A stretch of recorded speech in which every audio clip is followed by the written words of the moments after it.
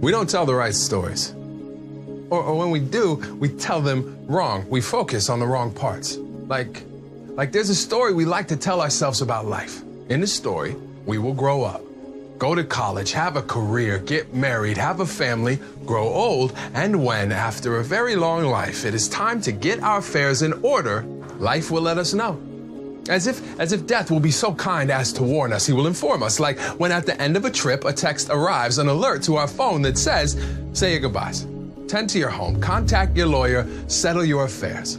We believe that story to be true until we are blindsided by heartbreak that seems so unfair. Beneath so much debt, it is a struggle just to get air. Everything was fine, and then out of nowhere, the phone rings. A siren wails. We crash straight into a doctor's chair. As the hair on our neck stands up, we stand up unprepared as she pulls the air from our lungs so we can't speak. We listen as she says the words, critical condition, terminal, hit and run. It's in his lungs. You are dying, and there is nothing to be done.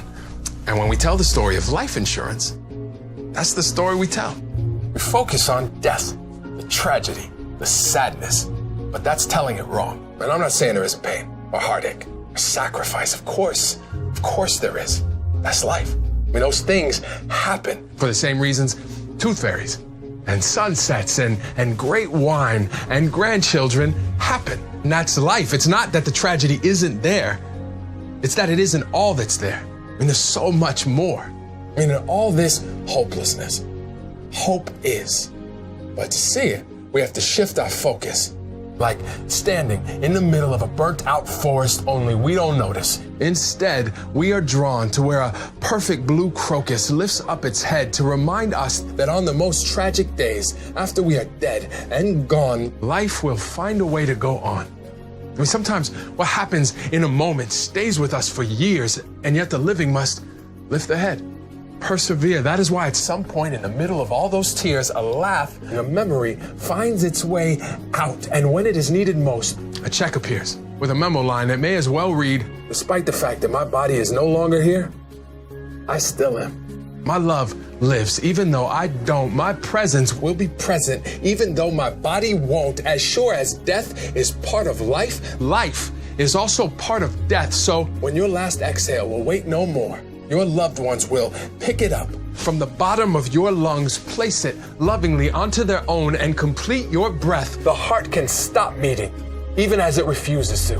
The body can stand tall, even as it is laid to rest. But it will, only if you choose to ensure that a check will check on them on your behalf for years after you've left, because the answer is no.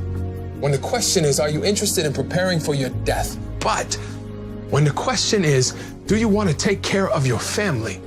The answer is always yes. If you ask my dad about dying, he will tell you he doesn't worry about his final resting place. He worries about my mother and paying the mortgage so she will finally have a place to rest without worry. My friend told me he had one thought as his son raced to the hospital at 3 a.m. with him in the back seat struggling to breathe. He thought, what will happen to my son if I die? I mean, that's life. He told me later. He said, that's how it works. Real love means it happens to you both. We don't buy car insurance for when we get hit. We buy it for when we hit someone. We don't buy life insurance for when we die. We buy it for when they don't.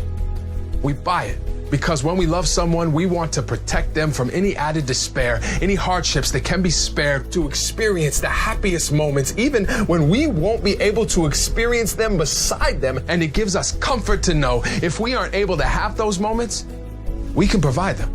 I mean, moments like walking down the aisle, right? Or the first grandchild born, moving into your new dorm, eating together as a family, hanging pictures on the wall of your first home. In all of those moments, Dad is here, Mom is with us, Ethan lives. It is because of Susan this was possible. In all of those moments, we are none of us alone. This is not about memories, but what our lives are able to become. This is about understanding that when you love someone, you do whatever you can to help them, to hold them, to enfold them in the truth of this immutable fact.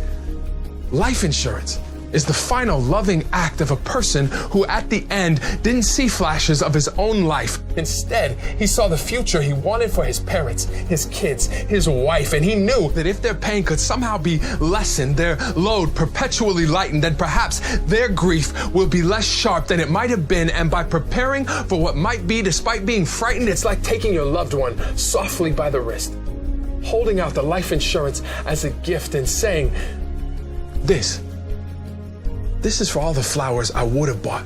These are pennies for all of our children's thoughts, the mortgage for the house we finally got. I don't know if it's enough, babe, but it's a lot. Please use it to make the life we dreamed about exist. And if our kids ever wonder if I love them, you give them each a kiss while clenching this life insurance policy in your fist, and you tell them there is no doubt he loved us.